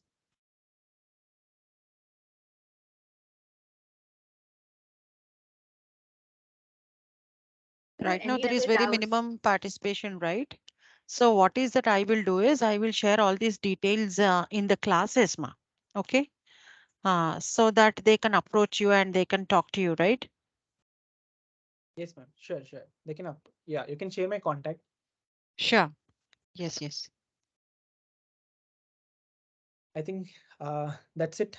Thank you guys for making this session successful. And I hope you got a lot of insights into how awesome is the brain through various scales and through various, uh, the brain helps you to, survive in the world. And it's one of the complex organ that evolved over here years to make it optimized for your goals and etc. For you to perceive the world. Special thanks to all the team members of Deepak. Thank you very much, Ma, for your wonderful presentations and your what is called time, first of all, because today, yes, Saturday and Sunday is a weekend for you. You must have gone through your work, but you have given enough time for our students. Thank you very much for that. Thank you. Thank you for accepting our request as soon as we asked you. Yes, thank you so much for that, ma'am. That's true, Ma. But my Yep. one request from my side is please come to CBIT so that more people can interact with you and it will be very informative for them if it is offline. At We'll least, certainly. yeah. We will plan, as Deepak said, 1 month ahead and we will plan accordingly and we'll go with a good plan. Okay? Sure, ma'am. We can connect it across departments so that many people can get Correct. information. Correct. So that we will be what is called having the participants who truly Yeah, have sure. interest in this field, right? Yes, ma'am. Yes, Ma. Thank you very much, Ma. Thank you, Deepak, and his whole team. Thank you very much. And Thank you, ma'am. Thank you, ma'am. Thank you. Thank you. I think I can yeah, end the meeting. Thank you. no, wait. Medha? Yes, ma'am. So I'm Yeah, Srimeda from third year EC1. On behalf of the Department of ECE CBIT, I would like to extend our heartfelt gratitude to all our esteemed guests and speakers who made this workshop a great success. First and foremost, I would like to thank the head of the department, Dr. D. Krishna Reddy sir, for planning such a knowledgeable workshop, and Srimati KSRS Jyothsna ma'am for organizing this workshop peacefully. I'd also like to express our sincere thanks to Mr. Deepak Raya and his team from the Center of Neuroscience, IISc Bangalore, for conducting this workshop in association with our department. Your contributions have been invaluable, and we are grateful for the insights you shared with us. Furthermore, I'd like to extend our thanks to our speakers. Firstly, Ms. Vanika Dhingra, thank you for your insightful talk on neuronal communication. Your presentation gave us a deeper understanding of how neurons communicate with each other and how it relates to our cognitive functions. Secondly, Ms. Srishty Agarwal, thank you for your informative talk on brain signals. Your presentation was engaging and enlightening, and we learned a lot about the different types of brain signals and their significance. Thirdly, Mr. Shubhankar Saha, thank you for your insightful talk on the vision of the brain and visual illusions. Your presentation was fascinating, and we appreciate the effort you put into it. Lastly, a big thank you to Mr. Krishnakumaran for sharing your insights on brain attention, attention characteristics, and dynamics of attention. Your presentation gave us a deeper understanding of how attention works in the brain and how it influences our behavior and cognition. And to Mr. Deepak Raya, thank you for sharing your expertise on feedback control and the brain and reading the mind, decoding the brain. Your presentations were incredibly insightful and engaging, and we appreciate your time and effort in sharing your knowledge with us. I'd also like to thank all our attendees for joining us today and making this event a success. Your presence and participation have made this event truly special. Hope to see you all in our future events. Thank you. Thank you, guys. thank you, Without you, Medha. we would have not made it success. Yeah. Thank you, Deepak. Thank you, and his whole team. Thank you very much, Ma. First of all, I should appreciate your punctuality. The way you have joined on time, everything, it's quite awesome. And you have sharply ended at 1 p.m. I have noticed that. It our all acknowledgements goes to our PIs, our professors who train us Correct. punctual and how to communicate well, etc. So which is very important for science and engineering. Yeah. Correct. I've also taken Oh, some inputs from you in the BTech classes, like the way you communicate, etc. So it really helps of all the learnings that I have had at CBIT. So So you are one of the sincere students of my class. So I am one of the sincere students of your class today. okay, Okay, Ma, thank you so much. thank you all. Hope we will meet soon. Yeah, sure. Thank you, Ma. Bye to everyone. Bye all.